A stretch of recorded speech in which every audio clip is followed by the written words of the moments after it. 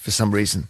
OK, we're talking about the dogs on the leads and whether it's fair to ask dog walkers to put your dog on a lead all the time in the countryside to avoid worrying and hurting sheep. Particularly. Joe Walmsley emails, I grew up in Devon and I recently returned with my chocolate Labrador after 25 years working in the Midlands. I couldn't believe the number of padlocks, the amount of barbed wire and the signage telling people to stay off farmers' land. The vast majority of dog owners just want to enjoy the countryside. Landowners down here seem to come from London or be old and fractious. If you own 2,000 acres, you've got to expect people to want to walk on part of it, even if it is just to get from one village to another. Well, let's see what Freddie Parker thinks about it. You're in Devon, Freddie. I am, but I'm neither old or fractious. I was going to ask you, so you're in the middle there, are you? I am. I'm only 41. OK, so you're not old and you're not fractious. I hope not. But I know your sheep have been worried. They have, yes. And the last 2 years, it's probably cost us in the region of £20,000. Because they've been savaged by dogs? In some instances, they've been savaged by dogs. In others, they've been caused to abort. And in another incident, the lambs were squashed. They had a bit of a stampede, and the lambs were squashed and suffocated in the sort of the rush. Oh dear! So for you, what should the rule be? If you're going to make rules, you have to enforce them. And what the current problem is that the police do not enforce it. It's not considered a priority for them. In all of the incidents we've had, they've attempted to perform restorative justice, which is where the dog owner comes and says, sorry. In a grumpy kind of way? Yeah.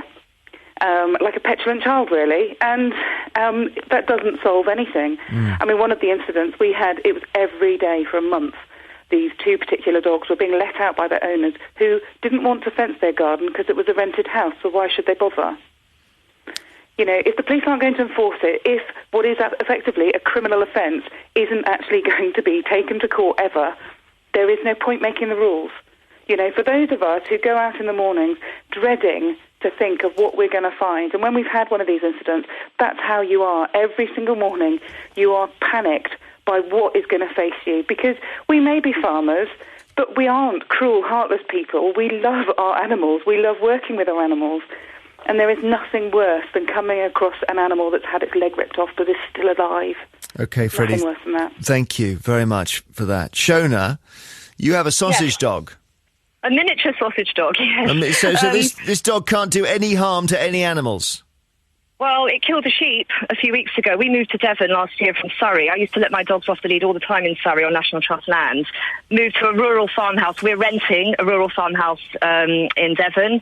Nobody lets their dogs off leads here. I didn't know that. I thought this was great. The dogs can just roam around the farmhouse, have a lovely time outside.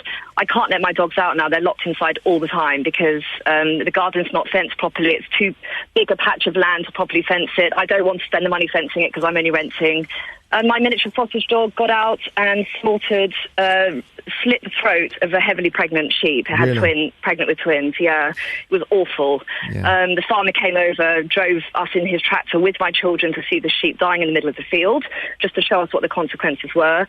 He could have shot the dog, I understand that. He could have reported me to the police. He was very, very sympathetic. I paid him £200. That's the amount he asked for. I have no idea how much a sheep and 2 lambs is worth. It seems a fair deal to me. It's my fault. Thank you. Go on, Shona, go on. I'm sorry. I'm just surprised that we can't sort of let the dogs out. You know, it's just a learning curve, really. We take them to the beach now and let them off there. All right, thanks a lot. Shona, and before Shona, it was Freddie, and it just got to crack on here. Play some music before the news, but what about that? What about the idea that to stop what happened to Shona happening to anybody else and that sheep, you just have all the dogs on the leads in the countryside, and that's it. It's 2 a.m, so